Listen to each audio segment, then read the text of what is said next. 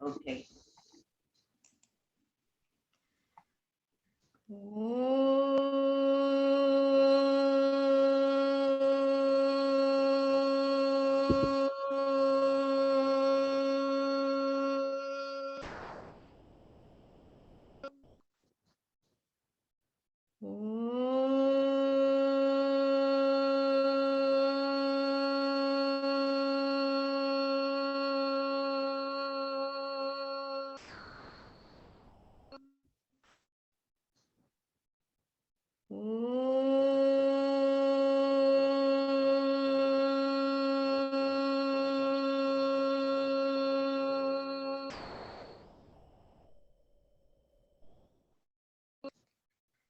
ॐ सहना भवतु सहनौ भुनक्तु सह वीर्यं करवावहै तेजस्विनावधीतमस्तु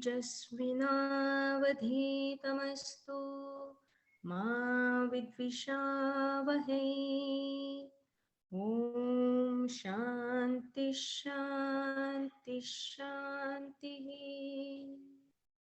गुरुर्ब्रह्मा गुरुर्विष्णु गुरुर्देवो महेश्वरा गुरुः साक्षात् परब्रह्मा तस्मै श्री गुरवे नमः. तस्मै श्री गुरवे नमः. तस्मै श्री गुरवे नमः. अलंकापुरी पुण्यभूमी पवित्र तिथे नांदतो ज्ञानराजा सुपात्र तया ठविता महापुण्यराशी. नमस्कार माझा सद्गुरु ज्ञानेश्वरासी.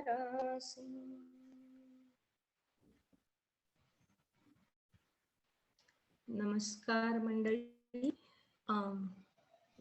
आय थिंक आता नीलिमाताई बहुतेक विमानात असतील, तर आज आता पहिल्यांदाच आपण त्यांच्याशिवाय हे सेशन चालूच ठेवणार आहोत आणि वी विल रीड. आता 14वा अध्याय आपला चालू आहे. So we will continue like usual आणि आय एम शुअर आपल्याला जेव्हा प्रश्न असतील तेव्हा नीलिमाताई मदत करतील whenever she can. पण अदरवाईज आपण नंतर त्या आल्यावर पुन्हा we can परत आपण एकदा रिव्ह्यू करूया. Okay, I think we can start.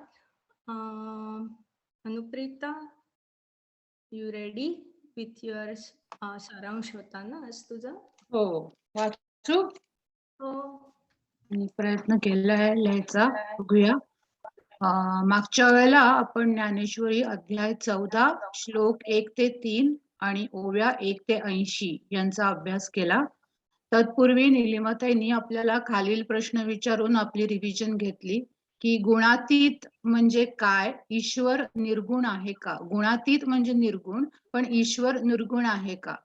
तर ईश्वर म्हणजे ब्रह्म आणि माया, आणि म्हणूनच ईश्वर निर्गुण नाही, तर ईश्वर सगुण आहे. आणि मायेला गुण आहेत पण ब्रह्माला गुण नाही. त्याच्यानंतर त्यांनी आणि आपल्याला त्यांनी हे लक्षात ठेवायला सांगितलं आणि ते आल्यावर परत विचारणार आहेत आपल्याला, जस्ट साइड नोट.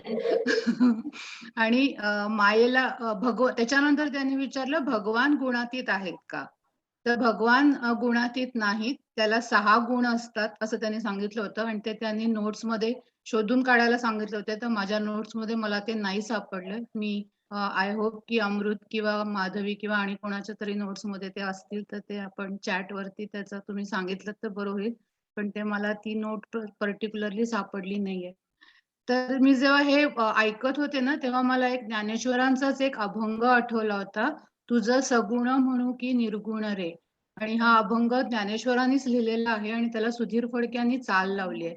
तर तो अभंग माझे वडील हार्मोनियम वरती वाजवतात आणि गाणंही म्हणतात त्याचं, त्यामुळे मला तो खूप ओळखीचा आहे. तर मी नंतर त्याच्या लिंक्स युट्यूबच्या सुधीर फडकेंच्या आवाजातल्या आपल्या ग्रुपवर शेअर करीन, तुम्ही नक्की ऐका.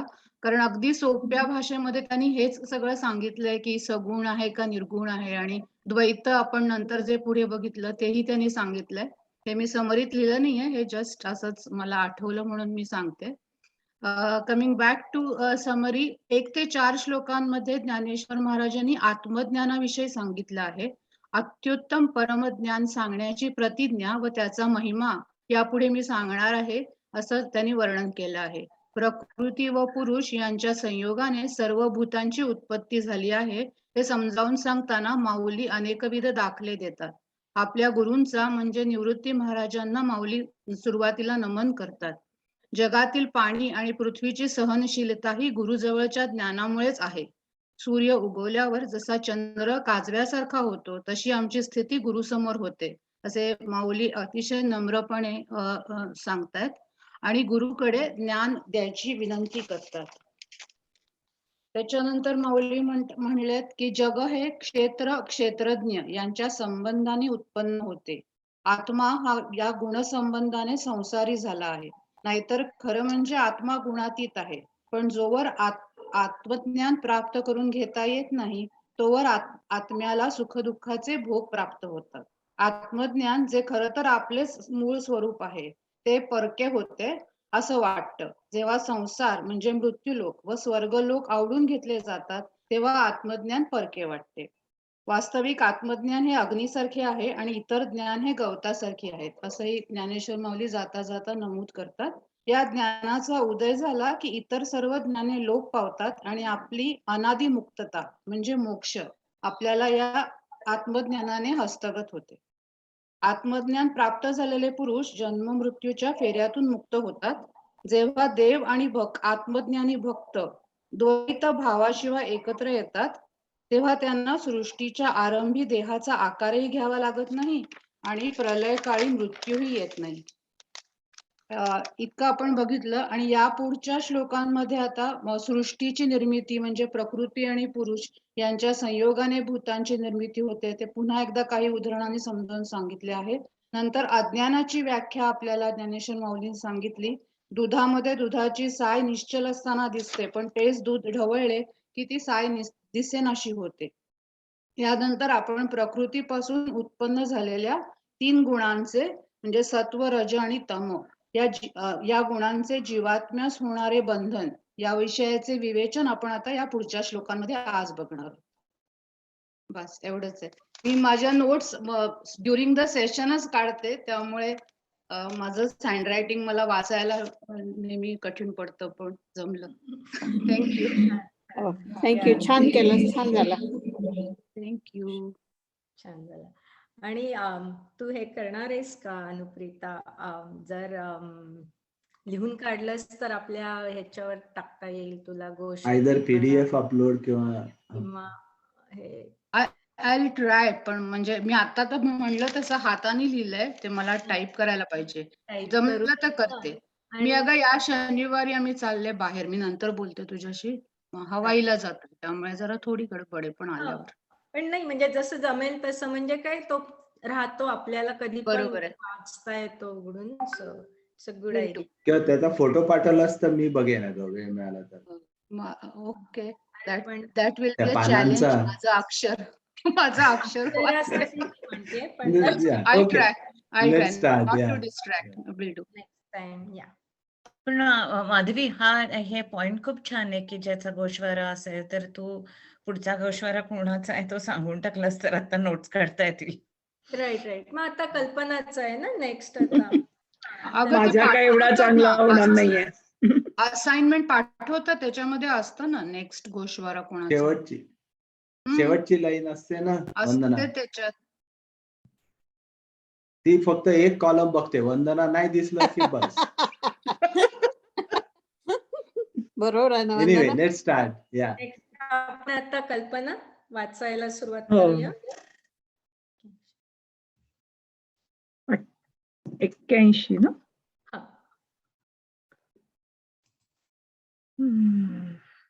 खाली अजून वेट, हे 81 हा 80 पासन करायचं. बसणं पण हा ओके. हाच क्षेत्रज्ञ व क्षेत्र या दोघांचा संबंध आहे तो तू बाबा चांगला समज. हा अज्ञानाशी संबंध असणे हा सत्तेचा सामान्य चैतन्याचा सहजच स्वभाव आहे. आता वस्तू आपण आपल्याच अज्ञानाप्रमाणे म्हणजे दृश्यत्वाने व नानात्वाने पाहते, परंतु कोणत्या किती अनेक रूपाने पाहते ते कळत नाही. जसा एखादा भ्रमिष्ट झालेला दरिद्री मनुष्य म्हणतो की जा रे मी राजा झालो आलो मी राजा झालो आहे, अथवा एखादा मूर्छा आलेला मनुष्य भ्रमाने आपण स्वर्गास गेलो आहोत असे मानतो. त्याप्रमाणे आत्मस्वरूपावरून दृष्टी घसरल्यावर मग जे जे दृश्य पुढे मांडले जाते त्याचेच नाव मी सृष्टी प्रसवतो. ज्याप्रमाणे एकटा निजलेला पुरुष स्वप्नाच्या भ्रमाने अनेक पदार्थ रूपाने आपणाला पाहतो, ती स्थिती आत्म्याची आपल्या स्वरूपाच्या स्मरणाच्या अभावी होते. हीच गोष्ट दुसऱ्या प्रकाराने पुन्हा उघड सांगू, परंतु हे सर्व मी सृष्टीला प्रसवतो वगैरे स्वप्नाप्रमाणे मिथ्या आहे. ही दृढ प्रतीती आत ठेवून तू ऐक. तरी ही अविद्या माझी विवाहित स्त्री आहे, ही अनादी आहे, परंतु ती तारुण्यात आहे व जिच्यामध्ये जे गुण आहेत ते सांगता येणे शक्य नाही. ती सत असत विलक्षण अनिर्वचनीय आहे. हिला वस्तुतः अस्तित्व नसणे हेच हिचे स्वरूप आहे. आकाराने किंवा व्याप्तीने ही अमर्याद अफाट आहे. ही अविद्या स्वरूपी निजलेल्यांना जवळ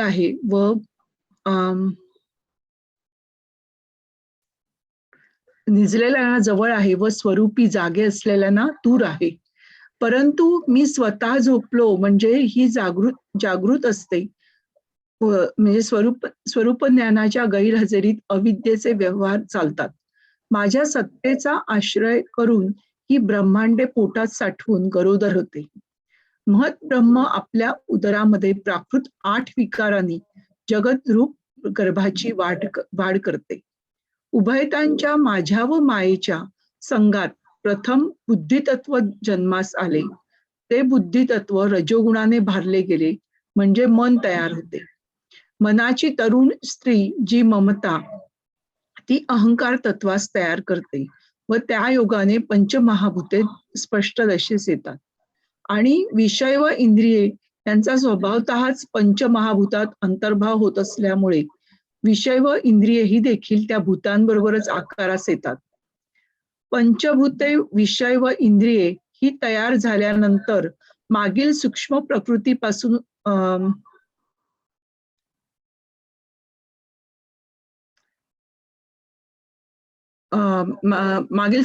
सूक्ष्म प्रकृतीपासून उत्पन्न झालेला 8 विकारांच्या हालचालीने त्रिगुणांचा तयार झालेला हा गर्भपिंड व्यक्त होतो व त्यावेळी वासनेत सूक्ष्म रूपाने राहिलेला जीव जसा असावयास पाहिजे तसा या गर्भपिंडात प्रवेश करतो. ज्याप्रमाणे बीजाचा दाणा पाणी भेटल्याबरोबर आपल्यामध्ये वृक्षाचा सूक्ष्म आकार तयार करतो, त्याप्रमाणे माझ्या संघाने अविद्या ही अनेक जगरूपी अणकुचितार अंकुर घेऊ लागते. हे सुजनांच्या राजा अर्जुना, त्यावेळी मग त्या गर्भगोलांचा आकार कसा व्यक्त होतो ते ऐक. जेव्हा अंडज, स्वेदज, उद्भिज व जारज असे हे अवयव स्वभावतःच उमटतात. मणिज हा अवयव आकाश व वायू यांच्या योगाने गर्भरस वाढल्याने उत्पन्न होतो. अरे तम व रज हे 2 गुण पोटात घालून आप आणि तेज यांचे अधिक्य झाले असता स्वेदज हा अवयव उत्पन्न होतो. आप आणि पृथ्वी यांच्या अधिक्याने आणि केवळ नीच अशा तमोगुणाने स्थावर असा उद्भिज उत्पन्न होतो. पंचमहाभूते ही सर्वच आपसात सहकारिता करतात आणि मन व बुद्धी इत्यादी ज्ञानसाधने तरतरीत होतात. ही मनुष्यादी जारज योनी उत्पन्न होण्याची कारणे आहेत असे समज. याप्रमाणे या 4 भूतयोनी हे ज्याचे सरळ 4 हात व पाय आहेत व स्थूल जी महाप्रकृती हे ज्याचे मस्तक आहे, प्रवृत्ती ही ज्याचे पुढे आलेले पोट आहे, व निवृत्ती ही नीट सरळ पाठ आहे, व देवयोनी ही ज्याची कमरेच्या वरची अंगे आहे.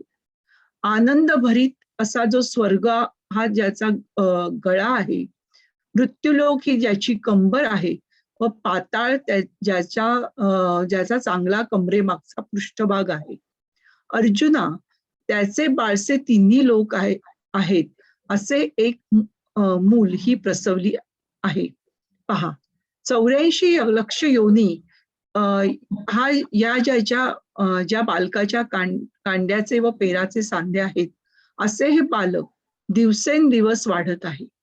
माया ही त्या बालकाच्या देहाच्या निरनिराळ्या अवयवांवर नामांचे अलंकार घालते व मोहरूपी दुधाने ती माया या बालकाला नित्य नवेपणाने वाढवते. वेगवेगळ्या सृष्ट्या त्यात या बालकांची हातांची व पायांची बोटे आहेत, व प्रत्येक योनीत असणारे निरनिराळे अभिमान हे त्या बोटात घातलेल्या अंगठ्या होत. स्थावर जंगमात्मक जगद्रूपी एकुलते एक व अविचारकाली सुंदर वाटणारे असे हे मोठे बालक त्याला जन्म देऊन ही माया वाढली. ब्रह्मदेव हा या बालकाचा प्रातःकाळ आहे, विष्णू हा मध्यान्ह काळ आहे, व सदाशिव हा सायंकाळ आहे. हे बालक खेळून आले म्हणजे महाप्रलय शेजेवर निसते व पुन्हा कल्पाच्या आरंभी भेद ज्ञानाने जागे होते. अर्जुना, त्याप्रमाणे हे बालक मिथ्या दृष्टीच्या घरात युगांच्या मालिकांची पावले कौतुकाने टाकते. या बालकाचा संकल्प हा आवडता आहे व अहंकार हा खेळगडी आहे. अशा या बालकाचा शेवट नाश त्यावेळी ज्ञानाने होतो. आता हे फार बोलणे राहू दे. वर वर्णन केल्याप्रमाणे माया ही सर्व जगताला जन्म देते. या क्रमात त्या मायेला माझ्या अधिष्ठानाचा आधार मिळतो. बापरे. सुंदर वर्णन केलंय ना, सगळं जग कसं निर्माण होतं मायेमुळे. आता बघूया. हाची उभय योगू बुझे बापा चांगू, सत्तेचा निसर्ग स्वभाव हा. आता अज्ञानासारखे वस्तू आपण पेची देखे, परिरूपे अनेके नेणो कोणे. जैसा रंकूर भ्रमला, म्हणे जारे मी रावो आला, का मूर्छितो गेला स्वर्ग लोका. तेवी लचकल कलिया दिठी, मग देखणे जे उठी, तया नाव सृष्टी मीची विये पैगा. जैसे का स्वप्न मोहा, तो एकाकी देखीचे बहुवा, तोची पाडू आत्मया स्मरणे विण असे. हेची आनी भांती प्रमेय उपलव पुढती, परितू प्रतीती याची घेपा. तरी माझी ही गृहिणी अनादी तरुणी, अनिर्वाच्य गुणी अविद्या आहे. ये नाही हेची रूप, ठाणे हे अति उमप, हे निद्रिता समीप चेतान दुरी. पै माझे चिने अंगे, औढल्या हे जागे, आणि सत्ता संभोगे गुरुविणी होय. महत ब्रह्मा उदरी, प्राकृती आठे विकारी, गर्भाची करी पेलोवली. उभय संगे पहिले, बुद्धितत्व प्रसवले, बुद्धितत्व भारिले होय मन. तरुणी ममता मनाची, ते अहंकार तत्वरची, तेणे महाभूतांची अभिव्यक्ती होय. आणि विषयेंद्रिया गोसी, स्वभावे तव भूतांसी, म्हणून येती सरिसी तियेही रूपा. जालेनी विकारक शोभे, पाठी त्रिगुणांचे उभे,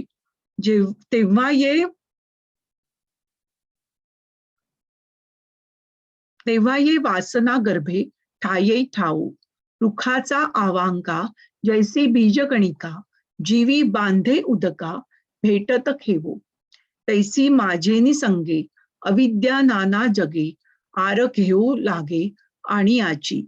मग गर्भगोळा तया तैसे रूप तेई तेई ये आया ते परियेसी राया तुजनांचिया पै मणिज स्वेदज उद्भिज जारज उमटती सहज अवयव हे व्योम व्योम वायुवशे वाढलेनी गर्भरसे मणिजू उससे अववतो ओटीतून सुने तमरजे आगळिंका तोय तैजे उठिता निफजे स्वेदजुमा आप पृथ्वी उत्कटे आणि तमो मात्र निकृष्टे तावरू उमटे उद्बिजू हा पांचा पाचही विरजी होती मन बुद्ध्यादी साजी हे हेतु जारजी ऐसे जाण ऐसे चारी हे सरळ करचरण तळ महाप्रकृती स्थूळ तेची शिर प्रवृत्ते पेलले पोट निवृत्ती ते पाठी नीट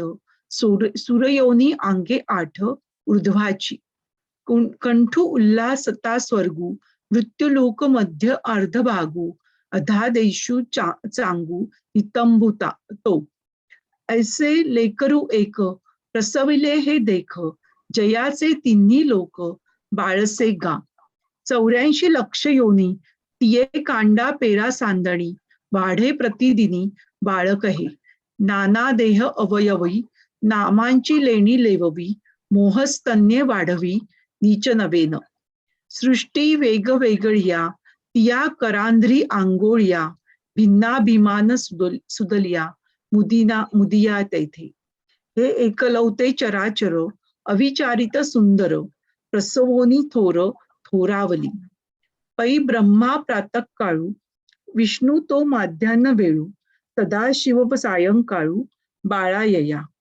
महाप्रळय सेजे खेळोनी आली निदजे विषम ज्ञाने उमजे कल्पोदयी अर्जुना या परी मिथ्या दृष्टीयांचा घरी युगानुवृत्तींची करी चोज पावले संकल्प याचा इष्टू अहंकारू विनटू ऐसिया होयते शेवटू ज्ञानेयया आता असो हे बहु बोली ऐसे विश्व माया व्याली तेथ जांगू झाली माझी सत्ता. Very nice. छान वाचलंस कल्पना. थँक्यू. आय थिंक आता मी आहे. सर्वयोनिषु कौन्तेय मूर्तयः सम्भवन्ति याः तासां ब्रह्म महद्योनिरहं बीजप्रदः पिता. हे कौन्तेया, सर्व योनींमध्ये जी शरीरे निर्माण होतात त्या सर्वांचे कारण आई माया आहे आणि बीज पेरणारा पिता मी आहे. या कारणास्तव मी बाप, महद्ब्रह्म ही आई व अर्जुना जगदंबर हे मूल आहे. आता निरनिराळी शरीरे पाहून तुझ्या चित्तात भेद येऊ देऊ नकोस, कारण की या सर्व शरीरात मन, बुद्धी, अहंकार व पंचमहाभूते ही जी जगातील 8 तत्वे आहेत ती एकच आहेत.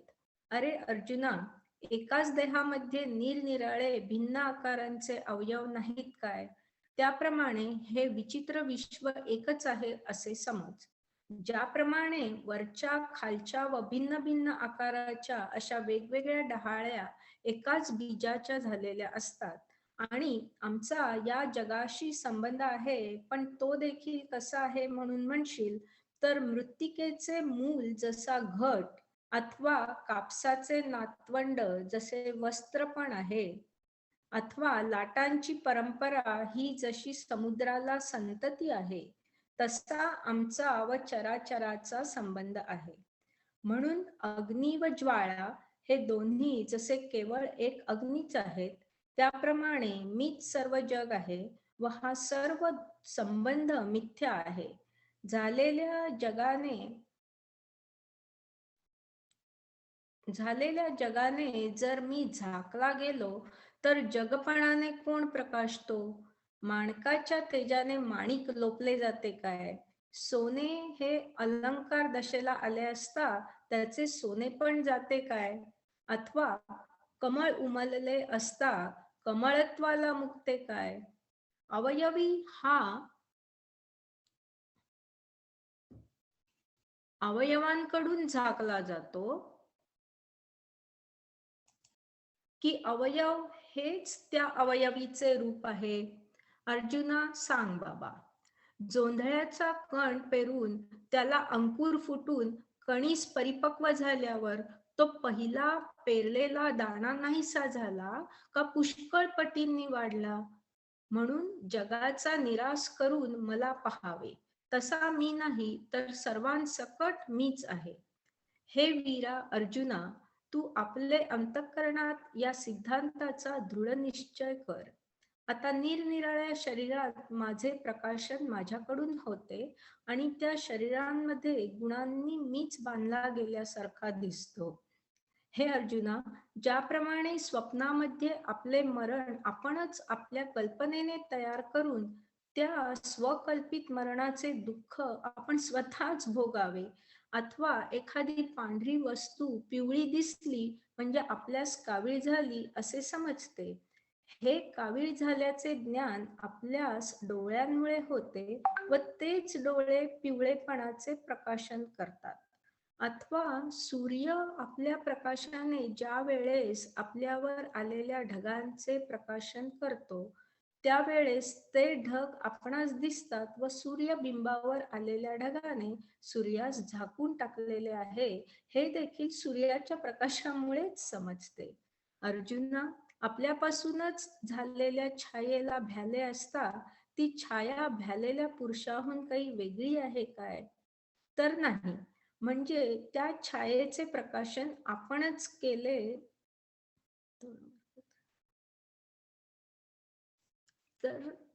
तर त्या छायेचे प्रकाशन आपणच केले आहे. त्याप्रमाणे हे अनेक देह दाखवून प्रकाशून मी अनेक होतो आणि त्या अनेक शरीरात मी गुणांकडून बांधला गेलो आहे असे जे वाटते त्या वाटण्याचेही प्रकाशन मीच करतो. माझे मला यथार्थ ज्ञान असणे हे गुणांचा बंध दिसत असून त्या बंधाकडून न बांधले जाण्यास कारणीभूत होते व आपल्या यथार्थ स्वरूपाच्या अज्ञानानेच बंध उत्पन्न होतो. तर अर्जुन देवा, कोणत्या गुणाने व कसा मलाच मी बंधन आहे असे वाटते ते ऐका. गुण किती आहेत, त्यांचे धर्म काय, त्यांचे नाव रूप काय व ते कोठे उत्पन्न झाले हे वर्म ऐक.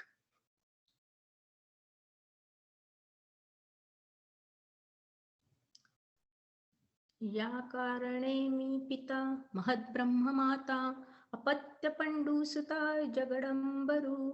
आता शरीरे बहुते देखवनी न भेद हो चित्ते. जे मन बुद्ध्यादी भूते एकेंची येथे. हा गा एकेची देही काय अनारीसे अवयव नाही. देवी विचित्र विश्व पाही एकची हे. पै उंचा नीचा ढाळिया विषमा वेगळालिया. एकाची जेवी जालिया बीजाचिया. आणि संबंधू तोही ऐसा वृत्ती के गटुले कुजैसा. का पटत्व कापुसा नातू होय. नाना कल्लोळ परंपरा संतती जैसी सागरा. आम्हा आणि चराचरा संबंधू तैसा. म्हणून वन्ही आणि ज्वाळ दोन्ही वन्हीची केवळ. देवी मी गा सकळ संबंधू वावो. जालेनी जगे मी झाके तरी जगत्वे कोण फाके. किळेवरी माणिके लोपिजे काही. अलंकाराते आले तरी सोने पण काही गेले. की कमळ फाकले कमळत्वामुखे. सांगपा धनंजया अवयवी अवयवीया. आच्छादिजे की तया तेची रूप. की विरुढले या जोंधळा कणिसाचा निर्वाळा. वेचला की आगळा दिसतसे. म्हणून जग परवते सारूनी पाहिजे माते. तैसा नव्हे उखीते आघवे मीची. हा तू साचोकारा निश्चयाचा खरा, गाठी बांधविरा जीवाची ये. आता मिया मज दाविला शरीरी वेगळाला, गुणी मीची बांधला ऐसा आवडे. जैसे स्वप्नी आपण उठवून या आत्ममरण, भोगिजे गा जाण कपिध्वजा. का कवळा ते डोळे प्रकाशुनी पिवळे, देखती तेही कळे तयांसीची. नाना सूर्यप्रकाशे प्रकटितै अभ्रभासे, तो लोपला हेही दिसे सूर्येची की. पै आपण पेनी जालिया छाया गा आपुलिया, बिहोनी बिहालिया आना आहे. तैसी इये नाना देहे, दाऊनी मी नाना होये. तेथाईसा बंधू आहे तेही देखे, बंधू कान बंधीजे हे जाणणे मज माझे. नेणणे उपजे आपलेनी, तरी कोणे गुणे कैसा मजची मी बंधू ऐसा. आवडे ते परियेसा अर्जुन देवा, गुण किती किम धर्म काही यया रूप नाम. के जाले हे वर्म अवधारीजे.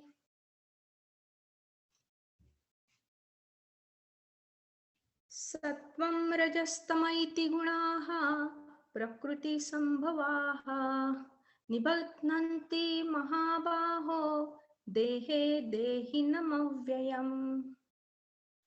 सत्व रज तम असे हे गुण आहेत व ही प्रकृती यांची जन्मभूमी आहे. हे महाबाहो, हे गुण देहामध्ये अविनाशी जो देही आत्मा त्याला बंधन करतात असे दिसते. तरी सत्व रज तम या तिघांनाही गुण म्हणतात आणि प्रकृती ही यांची जन्मभूमी आहे. या तीन गुणात सत्वगुण हा उत्तम आहे, रजोगुण मध्यम आहे व तमोगुण हा सहज कनिष्ठ आहे. ज्याप्रमाणे एका देहाच्या ठिकाणी वयाच्या 3 अवस्था बाल्य, तारुण्य व वार्धक्य भासतात, त्याप्रमाणे एकाच अंतःकरण वृत्तीच्या ठिकाणी त्रिगुणत्व भासते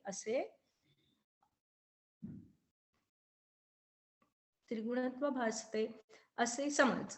अथवा हिणकस धातू सोन्यात मिळविला असता जसे जसे त्या सोन्याचे वजन वाढत जाते तसे तसे सोने 5 रुपये तोळा किंमतीपर्यंतच्या कसाचे हलके होते.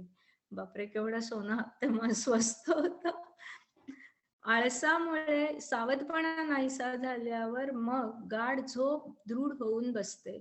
त्याप्रमाणे अज्ञानाचा अंगीकार करून बाहेर पडलेली वृत्ती ज्या वेळेस फैलावते त्यावेळेस ती सत्व रज होऊन तम देखील होते. अर्जुना, यांना गुण असे म्हणतात असे समज. आता हे गुण आत्म्याला कसे बांधतात ते वर्म दाखवितो.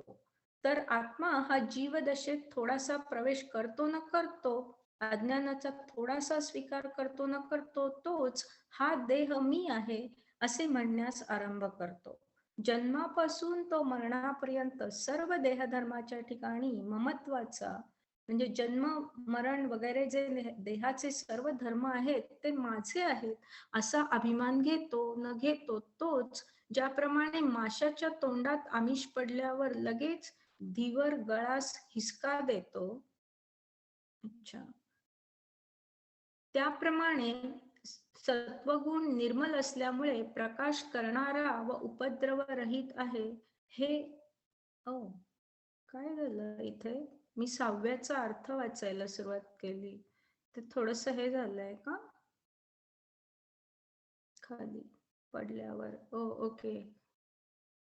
त्याप्रमाणे सत्वगुणरूपी पारध्याकडून सुखरूपी व ज्ञानरूपी पाश ओढले जातात.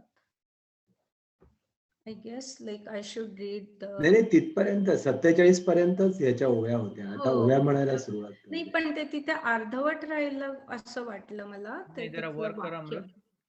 नाही 47 नाही, एंड होते. बरोबर आहे. 147 ला संपलं. नाही तिचं 47 एंड झालं नाही. सो जरा वर कर ना. फिनिश. नाही झालं ना इथे 147.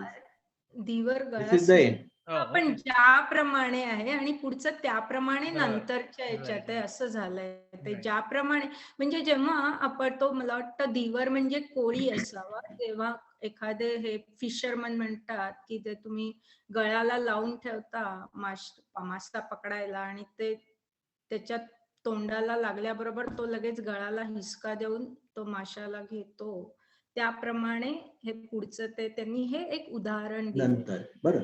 हम्म. आपण आता ओव्या वाचूया.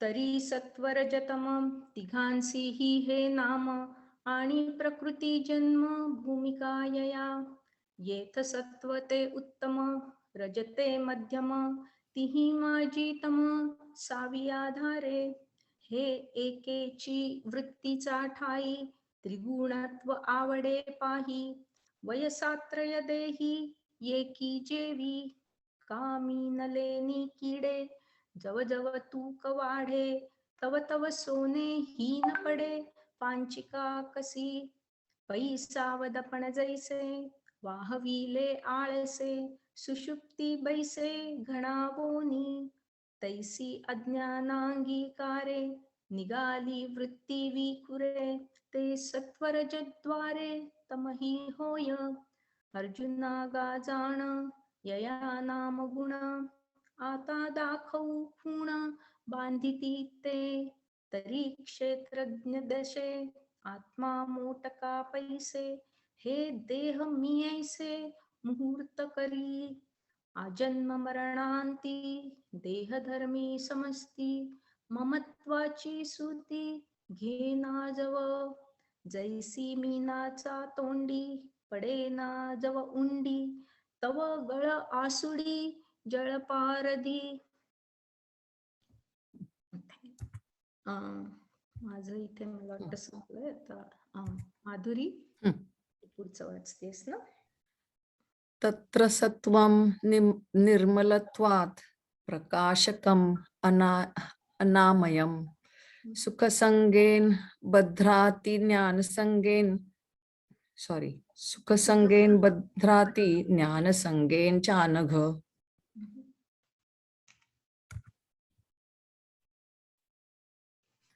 त्याप्रमाणे सत्वगुण निर्मल झाल्यामुळे प्रकाश करणारा व उपद्रवरहित आहे. हे पापरहिता तो सत्वगुण सुखाच्या मी सुखी व ज्ञानाच्या मी ज्ञानी या दोन पाशांनी प्राण्याला बद्ध करतो.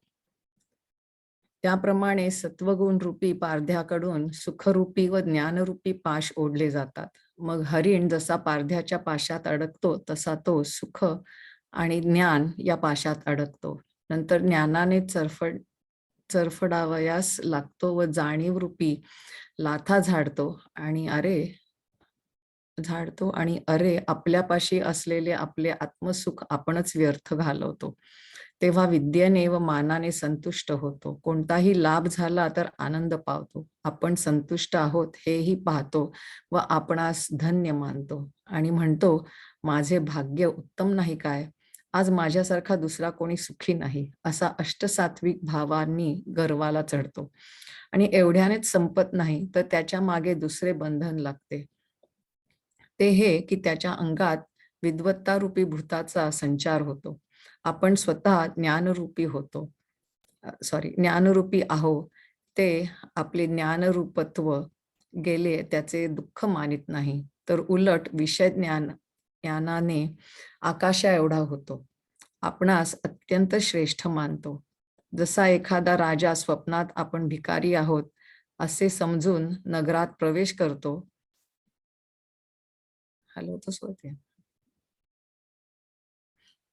व त्यास भिक्षा मागून 2 दाणे मिळाले असता मी इंद्र नाही काय असे मानतो. अर्जुना, देहातीत तो आत्मा त्याने देहाशी तादात्म्य केल्यावर त्याला बाह्य ज्ञानाने तसे होऊ लागते.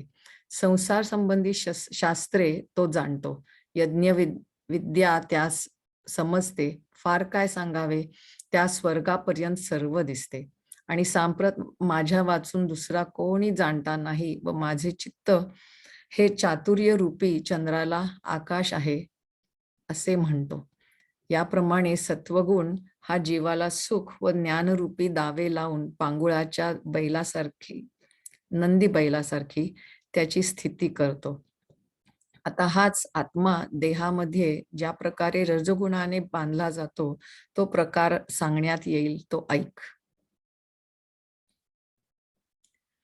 तेवी सत्वे लुब्धके सुख ज्ञानाची पाशिके, ओढी जती मग खुडके मृगू जैसा, मग ज्ञाने चडफडी जाणीवेचे खुरखोडी, स्वयं सुख हे धाडी हातीचे गा, तेव्हा विद्यामाने तोखे लाभ मात्रे हरिखे, मी संतुष्ट हेही देखे श्लाघो लागे, म्हणे भाग्य ना माझे अजी सुखिये नाही दुजे, विकाराष्टके फुंजे सात्विकाची का चेनी, आणि येणे ही नसरे लांकण लागे दुसरे, जे विद्वत्तेचे भरे भूत अंगी, आपणची ज्ञान स्वरूप आहे, ते गेले हेच दुःख न वाहे, की विषय ज्ञाने होय गगना एवढा, रावो जैसा स्वप्नी रंकपणे रिगे धानी, तो दो दाणामानी इंद्रुनामी, तैसे गा देहातीता झाले या देहवंता, हो लागे पंडुसुता बाह्य ज्ञाने, प्रवृत्ती शास्त्र बुझे यज्ञ विद्या उमजे, किंबहुना सुझे स्वर्गवरी, आणि म्हणे आजी आन मी वाचुनी नाही सज्ञान, चातुर्य चंद्रा गाय गगन चित्त माझे, ऐसे सत्व सुख ज्ञानी, जीवासी लावुनी कानी, बैलाची करीवानी पांगुळाचिया, आता हाची शरीरी रजेजिया परी, बांधिजे ते अवधारी सांगिजेल.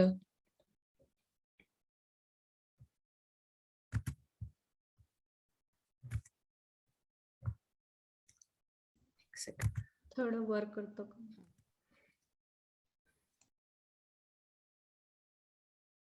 रजोरागात्मकं विद्धि तृष्णा संगसमुद्भवम्,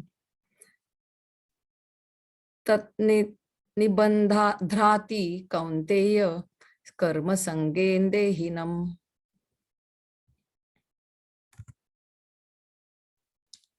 रजोगुण हा अभिलाष रूप असून तृष्णा व आसक्ती ही यापासून उत्पन्न होतात असे समज. हे कौंतेया, तो कर्मपाशाने म्हणजे मी अमुक करीन, मी तमुक करीन अशा तृष्णेने प्राण्याला बद्ध करतो.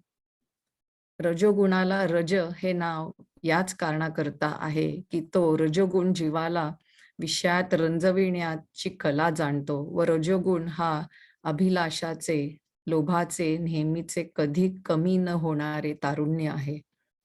या रजोगुणाने अंतःकरणात थोडासा प्रवेश केल्याबरोबर तो जीव कामाच्या मस्तीत येतो आणि मग तो विषयांच्या चिंतन रूपी वाऱ्यावर स्वार होतो. पेटलेल्या अग्निकुंडात तूप शिंपडले व त्यात आणखी विजेच्या अग्नीने ते प्रदीप्त झाले असता त्या अग्नीस हे कमी आहे अथवा हे जास्त आहे असे म्हणता येईल काय? त्याप्रमाणे इच्छा खवळते व दुःखासकट सर्व गोष्टी गोड वाटतात व इंद्राचे वैभव ऐश्वर्य सुद्धा थोडे वाटू लागते. अशा प्रकारे इच्छा वाढल्यावर मग जरी मेरू पर्वत हाती आला तरी तो तसे म्हणतो की यापेक्षाही आणखी भयंकर श्रमाने मिळणारे असे एखादे स्थान असेल तर तेही मिळवण्याच्या खटपटीस लागू. जवळचे असलेले आज खर्च केले तर उद्या काय करावे असा तो अतितृष्णेने मोठ्या धंद्याला आरंभ करतो. कवडीवरून आपले जीवित ओवाळून टाकतो आणि गवताच्या काडीच्या प्राप्तीने कृतकृत्यता जन्माला आल्याचे सार्थक समजतो. स्वर्गाला गेले असता तेथे काय खावे असे म्हणतो व म्हणून याकरता यज्ञ करण्यास धावतो. व्रतामागे व्रते आचरण करतो, इष्ट व पूर्त कर्म करतो व काम्य कर्मा वाचून दुसऱ्या कशाला हाताने स्पर्श करीत नाही.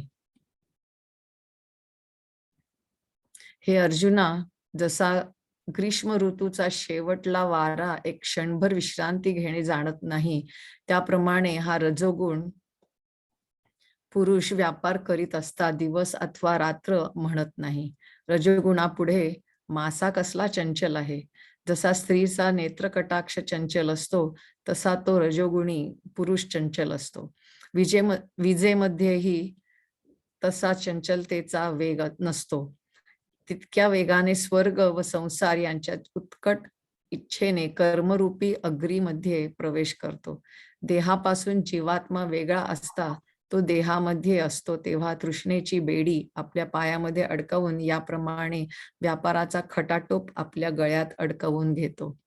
देहधारी जो आत्मा त्यास देहामध्ये असताना हे रजोगुणाचे भयंकर बंधन असते. आता तमोगुणाचे कौशल्य ऐक. हे रजयाची कारणे जीवा ते रंजवू जाणे, हे अभिलाखाचे तरुणे सदाची गा. हे जीवी मोटके रिगे आणि कामाचा मदी लागे, मग वारया वळघे चिंतेची या. घृते आंबखुनी आगियाळे, वज्राग्नीचे साधुकले, आता बहु थेंकुले आहे तेथ. तैसी खवळे चाड होय दुःखा सकट गोड, इंद्रश्री ही सांकड गमो लागे. तैसी तृष्णा वाढी नलिया, मेरू ही आता आलिया, तरी म्हणे एखादिया दारुणा ही वळखो. आजी असते वेंची जेल, परी पाहे काय की जेल. ऐसा पांगी वडील व्यवसाय मांडी, जीविताची कुरोंडी वाळू लागे कवडी. मानी तृणाची ये जोडी, कृतकृत्यता म्हणे स्वर्गाहन जावे, तरी काय तेथे खावे. यया लागी धावे याग करू, प्रतापाठी व्रते आचरे इष्टपुरते. काम्या वाचुनी हाते शिवणे नाही, पै ग्रीष्मांतीचा वारा विसवो नेणे विरा. तैसा न म्हणे व्यापारा राती दिवो, काय चंचळू मासा कामिनी कटाक्षु जैसा. लवला हो तैसा विजू नाही, ते तुले निगावे गे स्वर्ग संसार पांगे. आगी माझी रिगे क्रियांची ये, ऐसा देही देहा वेगळा. ले तृष्णेची आसा खळा, खटाटोपू वाहे गळा व्यापाराचा. हे रजोगुणाचे दारुण, देही देही यासी बंधन. परिस आता विंदाण तमाचे ते.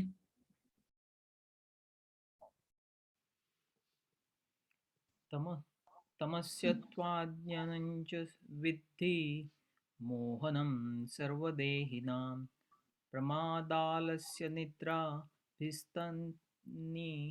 बन्धान्ति भारत.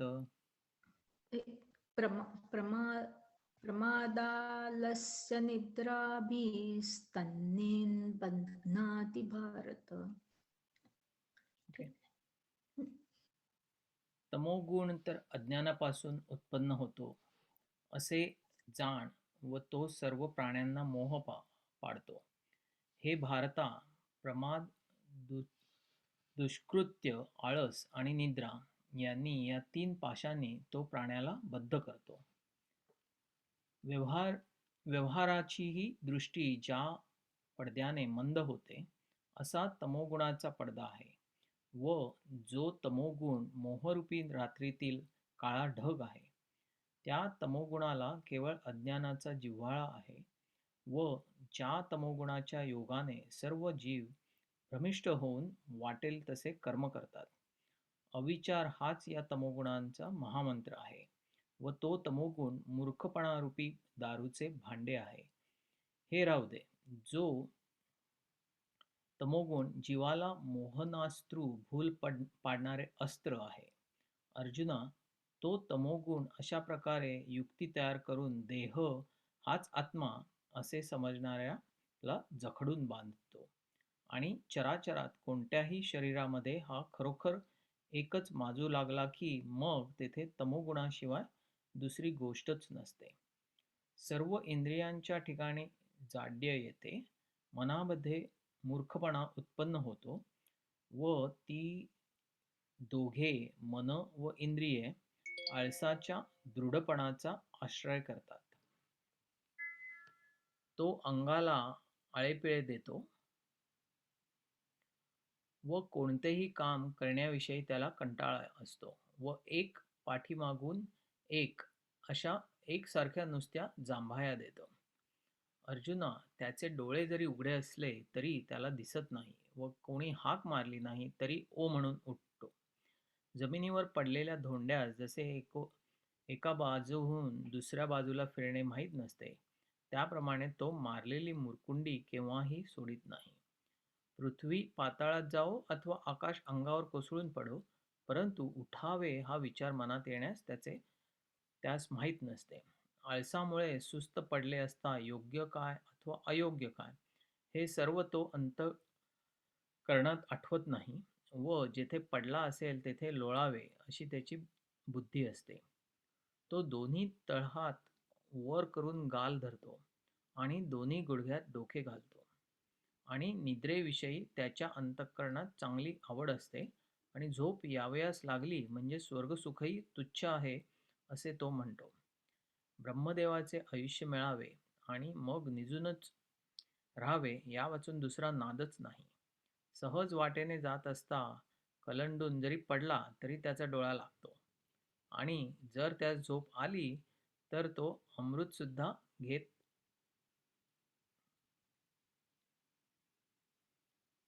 नाही. जसा एखादा आंधळा रागावून कामाला निघाला म्हणजे तो कोणीकडे जाईल व कोठे पडेल याचा नेमच नसतो, त्याचप्रमाणे हा तमोगुणी पुरुष द्वेषाच्या आवेशात कोणत्या एखाद्या वेळी काम करण्यास निघाला असता काय करील याचा नेम नाही. केव्हा कसे वागावे, कोणाशी काय बोलावे, अमुक एक गोष्ट साध्य आहे की असाध्य आहे हेही त्यास कळत नाही. अरे, ज्याप्रमाणे पतंग हा सर्व वणवा मी आपल्या पंखानेच पुसून घ्यावा या उत्कट इच्छेने वणव्यात उडी घालतो, त्या पतंगाप्रमाणे हा तमोगुणी पुरुष एखाद्या धोक्याच्या कामाकडे वळतो व जे काम करू नये ते करण्याची त्यास प्रबळ इच्छा असते. फार काय सांगावे, याप्रमाणे त्यास भलतेच करणे आवडते.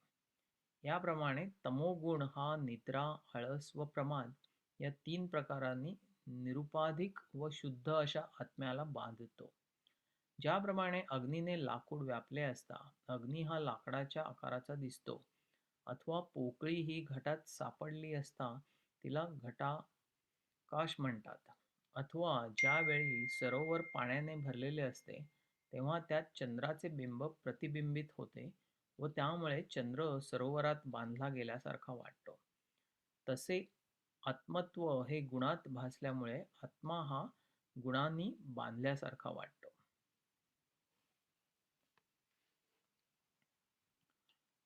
व्यवहाराचेही डोळे मंद जेणे पडळे, मोहरात्रीचे काळे मेहुडे जे, अज्ञानाचे जियाले तया एका लागले, जेणे विश्व भुलले नाचत असे, अविवेक महामंत्र जे मौढ्यमद्यांचे पात्र, हे असो मोहनास्त्र जीवासी जे, पार्था ते गातम रचुनी ऐसे वर्म, चौखुरी देहात्म मानिया ते, हे एकची कीर शरीरी माझो लागे चराचरी, आणि तेथ दुसरी गोठी नाही, सर्वेंद्रिया जाड्य मना माझी मौढ्य, माल्हाती दार्ढ्य अलस्याचे, अंगे अंग मोडामोडी कार्य जाती अनावडी, नुसती परवडी जांभयाची, उघडियाची दिठी देखणे काही नाही किरीटी,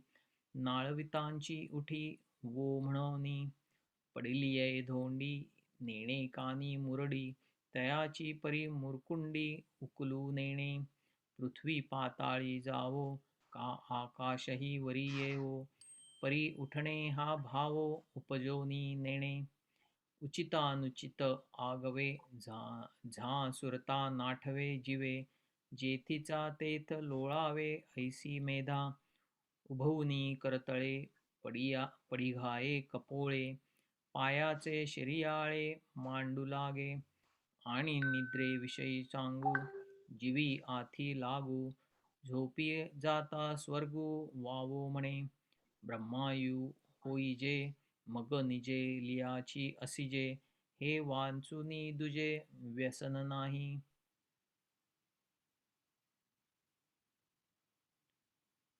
वाटा जाता वोघे, कल्लाताही डोळा लागे, अमृतही परी नेघे, जरी निद आली, देवींची आक्रोशे बळे, व्यापारे कोणे एके वेळे, निघाले तरी आंधळे, रोषे जैसे, केधवा कैसे राहाटावे, कोणेसी काय बोलावे, हे ठाकते की नागवे, हेही नेणे, वणवा मिया आगवा, पाखेचे पुसोनी घेयावा, पतंगू या हावा, घाली जेवी, तैसा वळगे साहसा, अकर्णीच धिवंसा, किंबहुना ऐसा प्रमाद रुचे, एवं निद्रालयस्य प्रमादी, तम इहि त्रिविधी, बांधे निरुपाधी, चोकटाते, जैसा वन्ही काष्टी भरे, तै दिसे काष्टाकारे, व्योमघटे आवरे, ते घटांकाश, नाना सरोवर भरले, तै चंद्रत्व तिथे तेथे बिंबले, तैसे गुणाभासी बांधले, आत्मत्व गमे,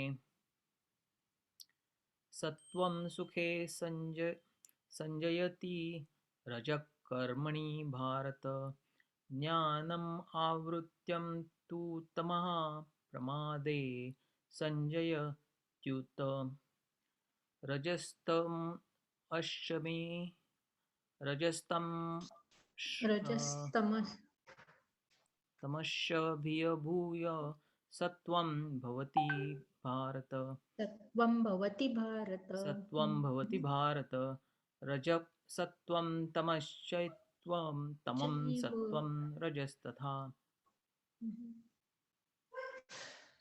हे भारता, सत्वगुण सुखाच्या ठिकाणी व रजोगुणी कर्माच्या ठिकाणी आसक्ती उत्पन्न करतो, आणि तमोगुण तर ज्ञानाला झाकून प्रमादाच्या ठिकाणी आसक्ती उत्पन्न करतो.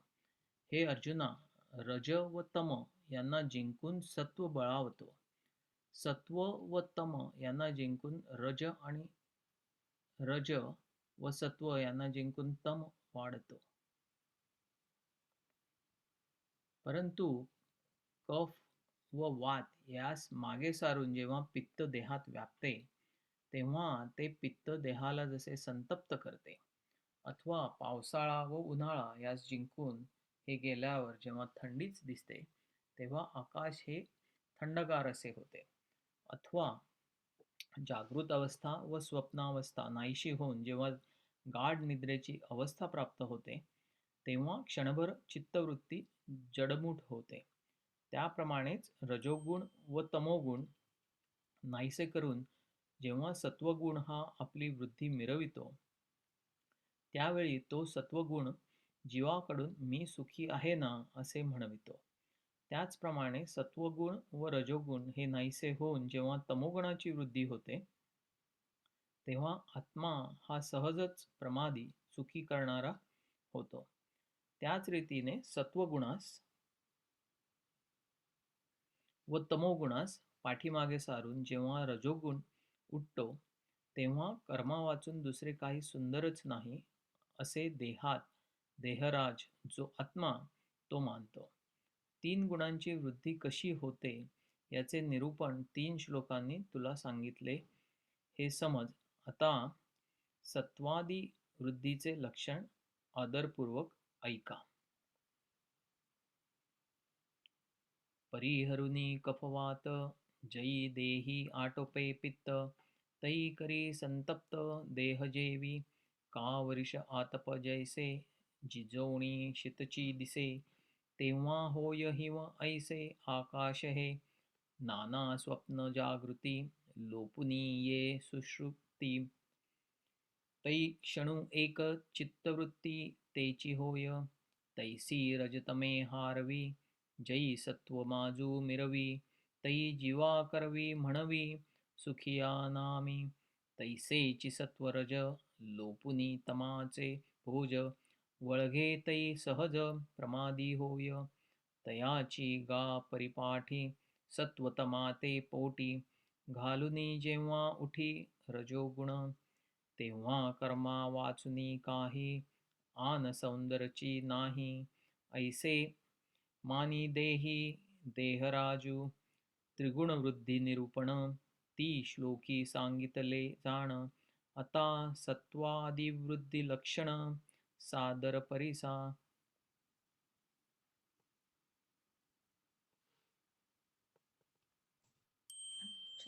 इथपर्यंतच होतं ना आपलं.